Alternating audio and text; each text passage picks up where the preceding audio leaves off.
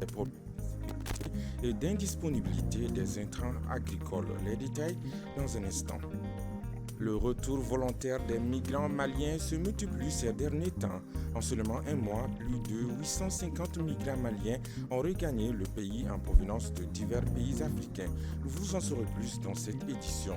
Les combattants terroristes en débandade continuent de s'en prendre aux populations civiles. Ils ont enlevé le chef de village de Koriga et tué l'un de ses conseillers. Les détails dans un instant. Voilà pour le sommaire.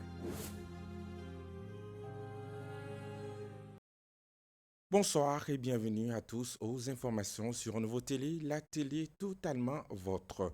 La grande finale de la 4e édition du concours d'excellence OHADA, Organisation pour l'harmonisation en Afrique du droit des affaires, a eu lieu ce samedi 3 août 2024 à la Cour suprême de Bamako.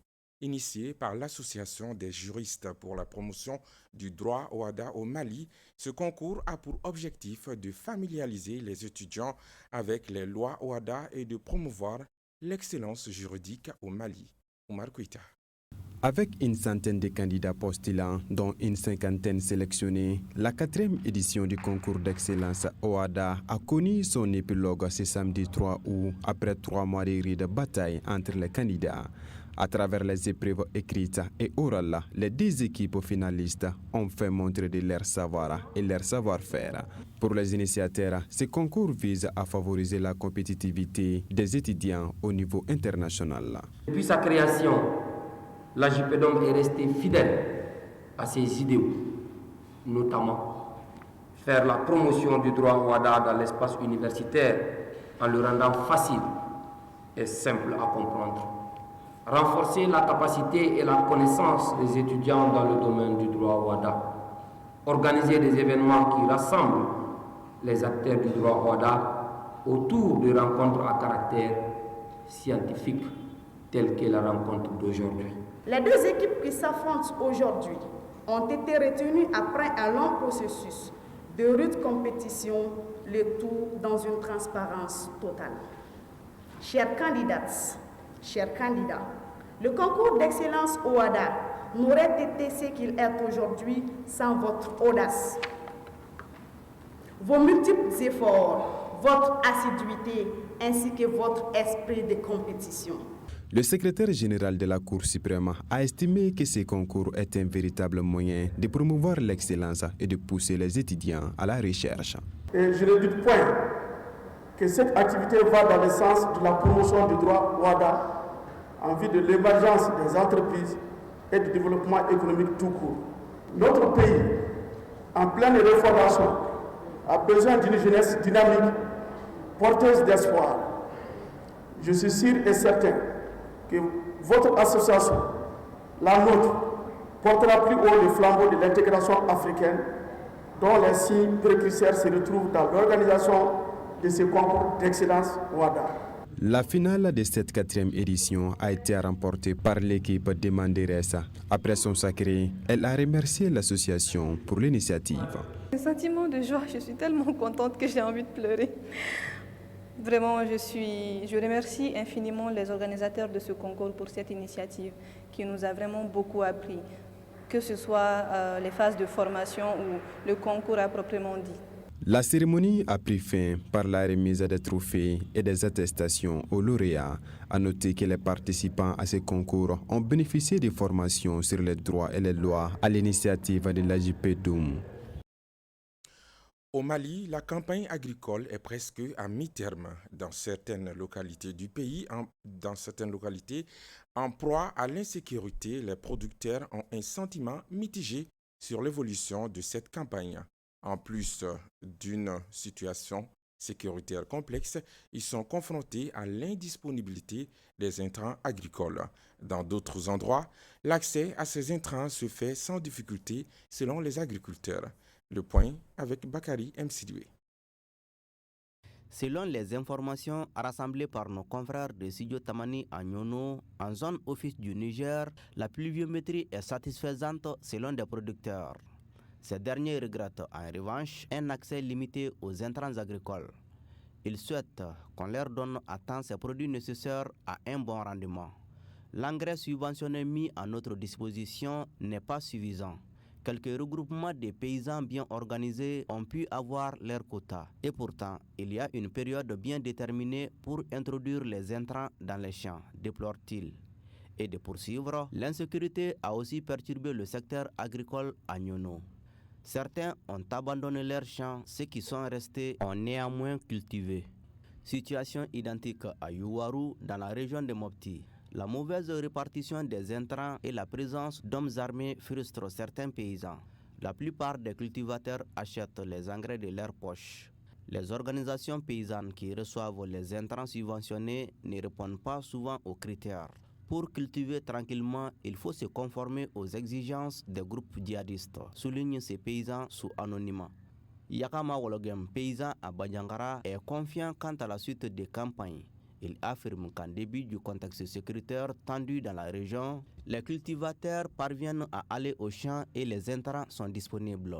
Les marchés sont bien fournis en intrants. Des charrettes d'intrants subventionnés ont été mises à la disposition de certains villages. Des déplacés sont aussi retournés dans leur localité pour exploiter leurs champs, rassure-t-il. Signalons que les déplacements massifs des populations à San et Niafungé, l'inondation de la ville de Bla compromettent la campagne dans les localités. Enfin, dans la région de Sigasso, la distribution de l'engrais subventionné par l'État se déroule normalement selon les responsables de la direction régionale de l'agriculture. 2294 tonnes d'engrais de type DAP et NPK et 4478 tonnes d'urée ont été mises à la disposition des producteurs de la région. 60% de ces quantités étaient déjà distribuées à la date du 22 juillet dernier, précise le directeur régional de l'agriculture. Face à la pression incessante des forces armées et de sécurité, les combattants terroristes réduits s'en prennent aux populations civiles. Cette semaine, c'est dans la région de Nyoro qu'ils ont attaqué des habitants d'un village et enlevé son chef. Les détails avec Diakité Lassina. Le chef du village de Koriga, commune de Gavinani, cercle de Nyoro, a été enlevé par des hommes armés venus à moto. C'était le lundi 29 juillet 2024, jour du marché hebdomadaire du dit village situé à la frontière mauritanienne. Au moment de son enlèvement, un de ses conseillers voulant s'interposer a été tué par balle. Pour le moment, l'on ignore les mobiles de cet enlèvement. À Nyoro du Sahel, la situation sécuritaire est dégradée depuis que les forces armées de sécurité ont mis en déroute les combattants terroristes dans les régions du centre et du nord du pays. Ils ont cherché à s'installer dans la bande de Narabale, Alainabine, Fassiro Trungumbe. Dans ces localités, des écoles ont été fermées par les terroristes et les enseignants se sont repliés dans la ville de Nyoro du Sahel. Depuis quelques semaines, les femmes ont lancé une offensive et leur champ d'action semble se rétrécir. Le déplacement des populations continue au nord et au centre du pays à cause de l'insécurité. Près de 700 ménages sont arrivés ces derniers jours à San, au centre du pays, selon la Direction régionale du développement social et de l'économie solidaire. Ces déplacés viennent, entre autres, de Kemasina, Thielo et Bello. Commentaire, Keita Gabriel. Selon les informations de nos confrères de Studio Tamani, à San, les autorités indiquent que plus de 678 ménages sont à ce jour enregistrés dans la localité. Parmi ceux-ci, plus de 150 ménages sont venus de Thielo et Kemasina. Le reste étant des déplacés internes venus des villages environnants de l'interfleuve, explique le porte-parole des déplacés de la région. Celui-ci déplore les conditions de vie de ces personnes dont la majorité sont des femmes et des enfants ayant fui en laissant derrière eux tous leurs biens. Ces déplacés sont actuellement logés dans des familles d'accueil et à l'école de Farakolo. Ils n'ont reçu pour le moment aucune assistance humanitaire depuis leur arrivée, affirme-t-il. Le service local du développement social et de l'économie solidaire de San affirme que toutes les dispositions sont prises pour assister sur le plan humanitaire ces déplacés. Selon son responsable, des partenaires ont été déjà mobilisés pour venir en aide à ces personnes. En seulement un mois, soit du 2 juillet au 2 août 2024, au moins 854 migrants maliens ont regagné le pays en provenance de divers pays africains. Le retour de ces migrants qui étaient en situation de détresse dans le pays d'accueil a été organisé par les autorités maliennes et son partenaire Organisation internationale pour les migrations OIM. Faisons ensemble le point avec Youssouf Koulibaly.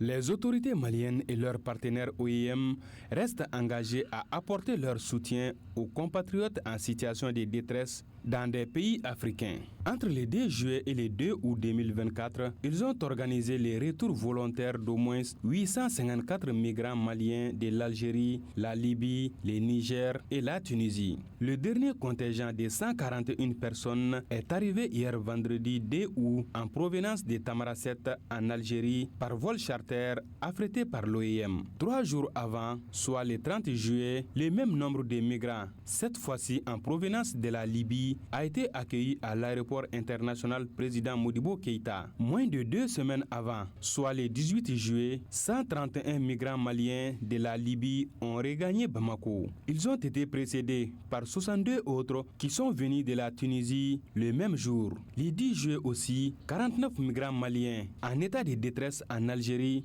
sont arrivés à Bamako après que les autorités maliennes et leurs partenaires, dont OIM, aient accueilli 149 migrants en provenance du Niger voisin. Reste que l'insertion socio-professionnelle des migrants de retour au pays reste problématique, une dimension importante à résoudre si on veut qu'ils restent sur place.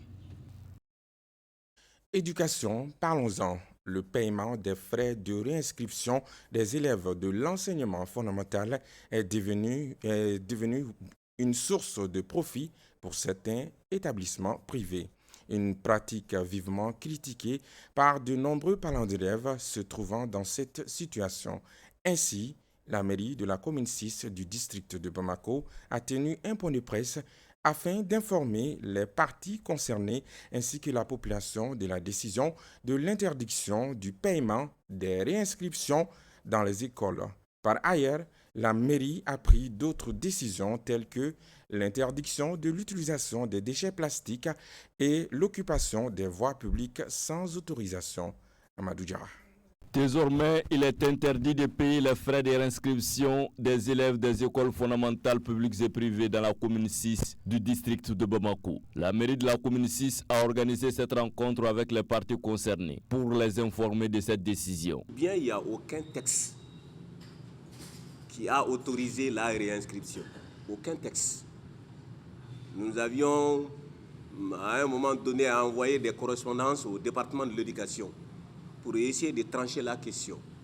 Mais à un moment donné, nous avions compris que nous devrions aussi prendre notre responsabilité, puisque les écoles fondamentales, les transferts, vous le savez très bien, c'est les collectivités qui les gèrent.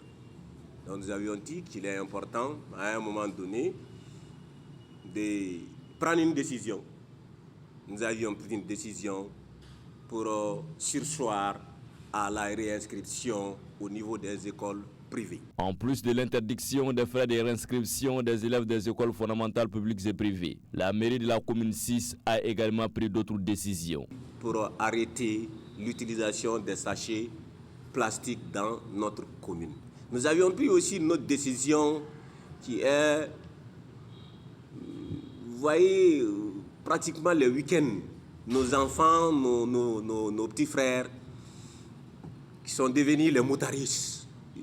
Très souvent, les week-ends ou les jeudis, brusquement, vous allez trouver que les voies sont coupées par des cérémonies, mariage ou autres, sans autorisation. Tout comme les promoteurs d'école, cette décision de l'interdiction des frais de réinscription est accueillie favorablement par les parents d'élèves qui, à chaque rentrée scolaire, se préoccupent du paiement de ces frais de réinscription imposés par certains responsables d'écoles privées sans base légale. Cette décision, elle est salutaire. Il faut appeler les choses par leur nom.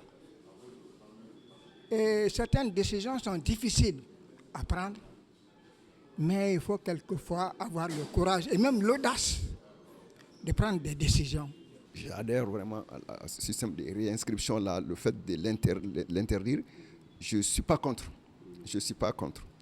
Puisqu'on avait fait une première rencontre, comme il l'a cité, moi-même j'ai dit que Il n'y a pas de texte qui l'interdit, mais il n'y a pas de texte aussi qui l'autorise. Mais comme lui, il a pris la décision, je ne vois pas de mal en ça. Ainsi, le maire de la commune 6 invite tous les acteurs de l'éducation ainsi que la population à se mobiliser pour mettre en œuvre les différentes mesures prises par la municipalité de la commune 6. Nous bouclons ce journal avec cette très bonne nouvelle. Ramatou Koulibaly, animatrice au groupe Renouveau, fait partie des meilleures animatrices au Mali. Grâce à son engagement de tous les jours, elle a reçu le trophée de femme d'impact catégorie animatrice. La cérémonie de remise du trophée a eu lieu hier vendredi 2 août 2024 au Centre international de conférence de Bamako, CICB. Cette initiative de Innov Mali vise à promouvoir et célébrer l'excellence au féminin au Mali. Félicitations à toi, Doumbouya Ramatou Koulibaly. Ainsi prend fin ce journal. Merci à vous de l'avoir suivi avec attention.